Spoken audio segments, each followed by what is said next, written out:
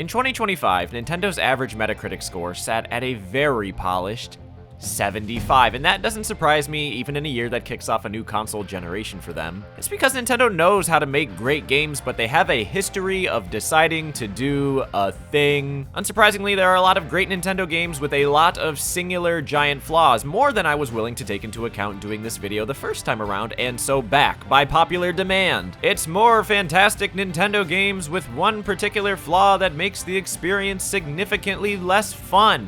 And I'm so glad we're doing a part 2, because that allows me to go right where I belong, in the fucking weeds. Wild and wonderful music.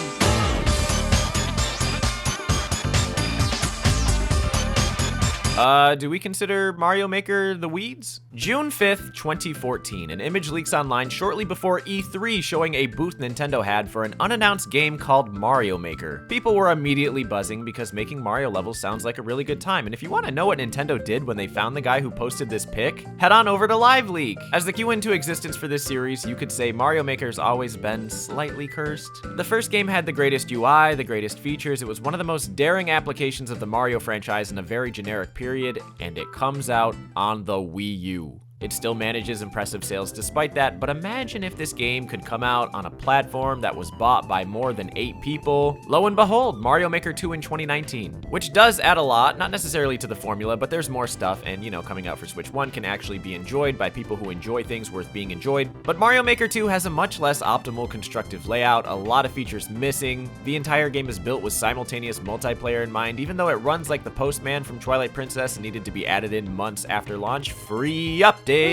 Mario Maker 1 is a great game on a rotting console. Mario Maker 2 is a mixed bag on a blooming onion. Somewhere in the middle should have been Mario Maker for Nintendo 3DS. Because the 3DS sold not as good as the Switch, but much better than the Wii U while still having the touchscreen and portability. Being able to create levels on the go, I mean shit, being able to play levels on the go. Damn Nintendo, my steak is too juicy and my Bowser too gassy. Well, it turns out Nintendo had a pretty specific plan for this version of the game.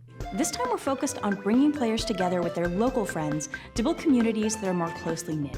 So instead of uploading courses online, courses you make will be shareable via local wireless and Street Pass.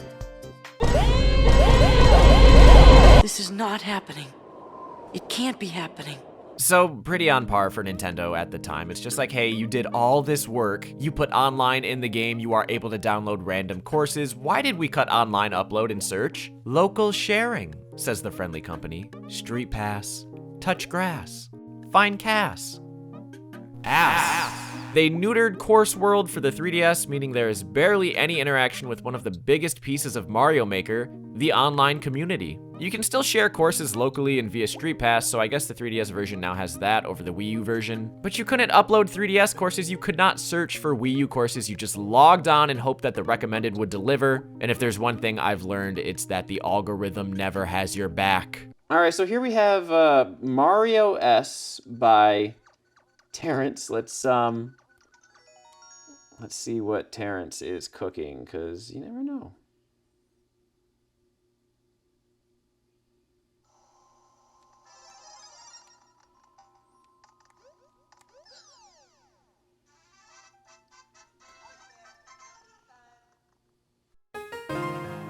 Mario Maker 3DS, while still being the lowest selling in the trilogy, does do some rather good numbers, probably to kids who will defend it as their childhood.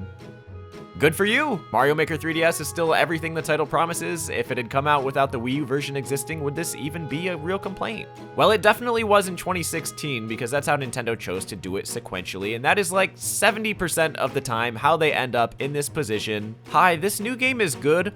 Whatever happened to...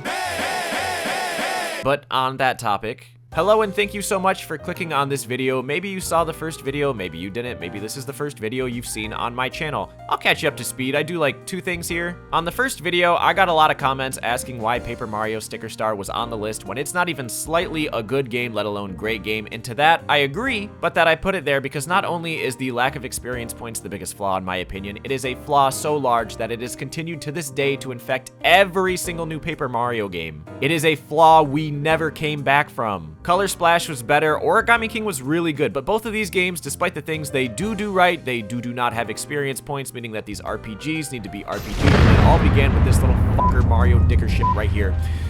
But okay, I get your point. Maybe we should change the name of the list from one fatal flaw to one overwhelming flaw, a glaring flaw, where the removal of said flaw doesn't leave the game perfect, but at least in remission, allowing the guidance chapters to be selectable rather than needing to purposely fail at the game to experience its only brand new content would help Fire Emblem Shadow Dragon as a remake a lot. It would not fix the art style, it would not fix the very dated story, but it would probably bring it up an entire letter grade. Decolorizing the collectibles in Donkey Kong 64 would respect the time of the player, that's why the Tag Anywhere mod exists. Allowing the players to move independently would give Mario Party 9 and 10 higher individual stakes, which is what Super Mario Party did and why it's so celebrated, even though that game also makes some questionable decisions. My point being that Paper Mario's lack of XP has grown from a huge glaring flaw in the first game it was introduced to a serial flaw, which is far worse, because if you're looking at a series as a whole and see a unique mechanic or change in design show up one time and never again, then said mechanic was most likely perceived as problematic and dealt with. Mr. Sakurai, congratulations on making the best-selling game for the Nintendo GameCube. You did a great job. We need you to do it again. Just one little thing. We know you've always been pretty split on Smash's identity as a fighting game and a party game, but since the Wii is designed for... We'd really love if you could just implement a way to even out the general skill requirement for this entry. What's gonna happen? Oh, trip into drop grab. Wow, thank you. Oh, wow. And trip for trip there. You got me straight tripping, boo.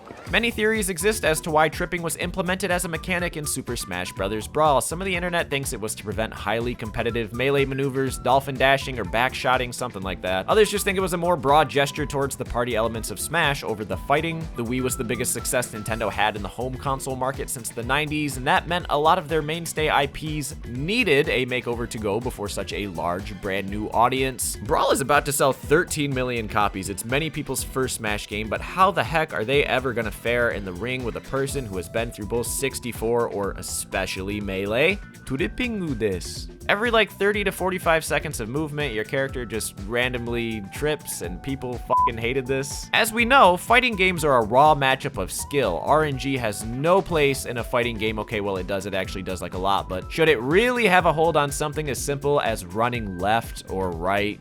Lots of people would say no. Those same people would go on to start a neat little project called Agent M, and that's like half the appeal. Because if you really wanted to have a more casual match with unpredictable advantages being handed out, you could play on regular stages, turn on items, try out the brand new Final Smash, available now via Smash Ball. There's new match customization made available in Brawl for the first time too, and why shouldn't there be? This series, even in the first game, has always allowed you to pick and choose what you want, yet there is no toggle for tripping. It is baked into the game for reasons never made official, but the conclusion? Gray tripping is gray.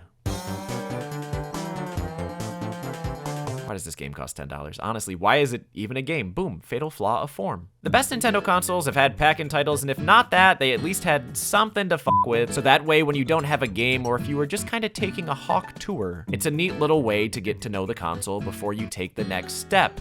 Updating the firmware. The problem is that this game thinks it's worth money. No, really, the problem is that it thinks it's enough of a game at all, when really Nintendo was just selling education. I'm already 20 grand in debt for that game, and it sucks. I hear you, it's the Switch 2, it's just another Switch, it doesn't need a good pack-in title to demonstrate itself. Okay, well the Switch 2 clearly needs something to justify itself. The launch titles can be some of the most crucial pieces for new hardware ever. Remember this for later, but if done right, it can completely sell your console. I'll remind you of a time when a certain executive convinced another executive to include a non-specific sports simulation game in with their new console. 60 seconds of Wii Sports gameplay was all it took to convince some people. Nintendo Switch 2 Welcome Tour was definitely never gonna fill that role for Switch 2, no, but it does offer the information of why a Switch 2 is not a Switch 1. And I think it could have been such a nice little inclusion, like with the DS to 3DS games like Face Raiders and AR cards. Unfortunately, Nintendo wanted to price this at the same point as Ape Escape 2 on PS5, which is where mine starts shifting. The minute my hand touches my wallet, I enter into philosophical mode about what things are truly worth. Simply put, As freeware, Switch to Welcome Tour would have been this thing people just had and didn't need to involve themselves with if they didn't want to, and trust me, you will not want to, but it can only exist as a net positive for the console when it's free. But by escalating it 10 USD into game status, you need to convince me that this game is worth money, aka working, aka suffering. It's fucking not. Switch to Welcome Tour is a CNET article that punishes you for not paying attention. There's way better ways to show off a console's features, and the way this game presents it to you is not only uninteresting at the price point of $10, it's resent-inducing. And I know it sounds ridiculous to call a price a fatal flaw, but Actually, Voyan, price is a fatal flaw for most of the Nintendo games last year. Price... Pikachu.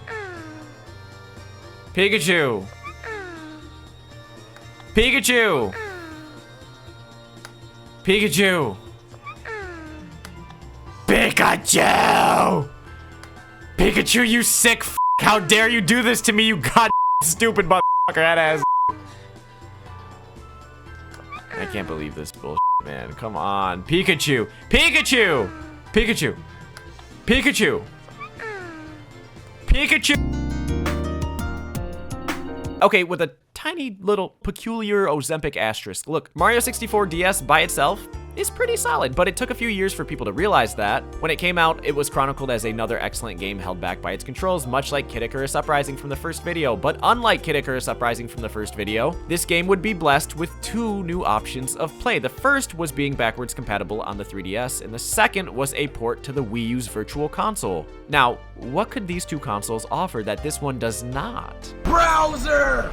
The worst thing that could have ever happened to Mario 64 DS is coming out for the DS. You have to be real fucking careful choosing a launch title because at best you display the console's abilities at max, but you may also expose one of its biggest flaws from the get-go. Mario 64 as a launch title for the Nintendo 64 was a great way to show off what the new system was capable of and get gamers excited about what the future of gaming looked like. Mario 64 DS, however, as a launch title for the Nintendo DS, was, sure, an aggressive showcase of power, while also cementing the idea that both 1, any third-person game would suffer from the lack of a joystick, and 2, touchscreen controls are on par with raccoon syphilis. That makes our unlikely candidate the D-pad. 8 directions to recreate a game that showed us 360 of them.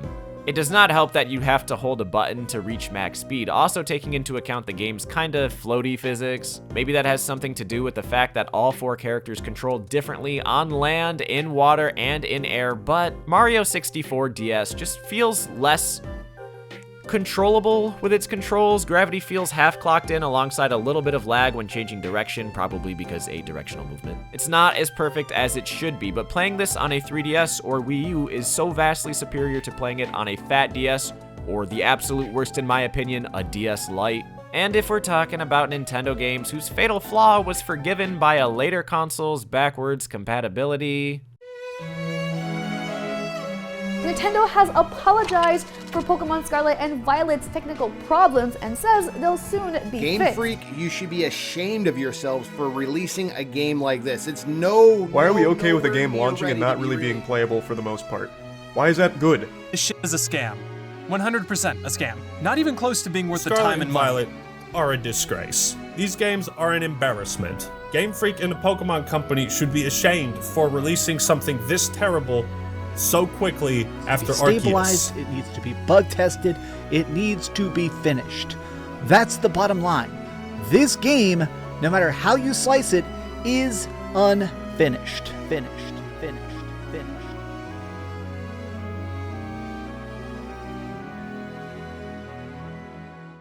Now these are the weeds I was searching for. Operation Rainfall existed as a North American fan campaign in the early 2010s with the goal of getting Nintendo to localize 3 Wii games. You probably will remember the first, Xenoblade Chronicles, undoubtedly the Beyonce of this trio, but the second game, The Last Story, was also pretty popular among fans of Sakaguchi. If you do not remember the third and final game, Pandora's Tower, well, that could be because it released near 6 months after the Wii U did in North America and didn't really have any heavy marketing besides a couple videos posted to the Nintendo of America YouTube channel. It's an ARPG that could pass as a distant cousin to Zelda, only if the hookshot was much more important and it was strictly anti-vegan. Basically, the girlfriend, Elena, is cursed one day to slowly transform into a monster unless her boyfriend, who we play as, can kill the monsters in the game's 13 towers and feed his girlfriend their flesh, $90 game, by the way. But the curse is actively turning Elena into a monster, and I mean it is active in real time. Yes, it is a Zombrex complex. Now, I don't know how you play Zelda, but I am a devout non-stopper in dungeons type of gentleman. I will if I need to, but halting from the game in the middle of a dungeon can cause a lot of confusion, break up the flow, so I generally avoid it. Pandora's Tower makes you do this constantly, however, as the tiny little clock in the bottom left only has about 45 real-time minutes on it for you to bring Elena some uber meats. If the clock runs out, you get a bad ending, and even if it gets down low enough, it affects your affinity with Elena. She'll get upset at you for cutting it so close, which also determines the game's actual final ending. Long story short, you basically have to stop what you are doing every 20 minutes and leave the dungeon to go feed your girlfriend before she...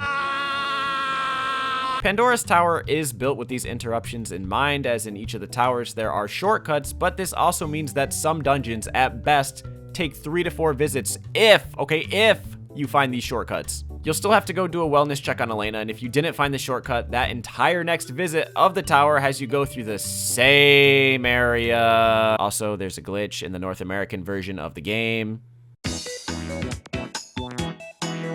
A couple years ago, I made a video about Nintendogs Plus Cats, the game that maybe calling it the game that killed the series is too much, but it was the last game in the duology, and after so many versions of the original, suffered a big decrease in sales. I thought I covered it pretty well, even for an older video. You can feel free to watch the whole thing if you want, but if not, Nintendogs excelled as a game that fully put on display the touch magic of the DS. Fast forward 6 years to the sequel, and all of that had been spent on a game where you fling birds at pigs, I think. Nintendogs Plus Cats is a sequel in that it continues the franchise, but it could not bring again that practical realization of touchscreen wonder. Nintendo did not do themselves any favors when they decided, you see, on that video, I got a lot of comments about one particular component of the game that could be labeled as an oversight. As it turns out, not being able to physically pet your dog bothered a lot of people.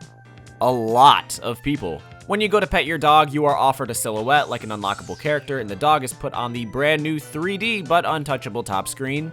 You may be thinking, okay, that's pretty insignificant. That can't ruin the game.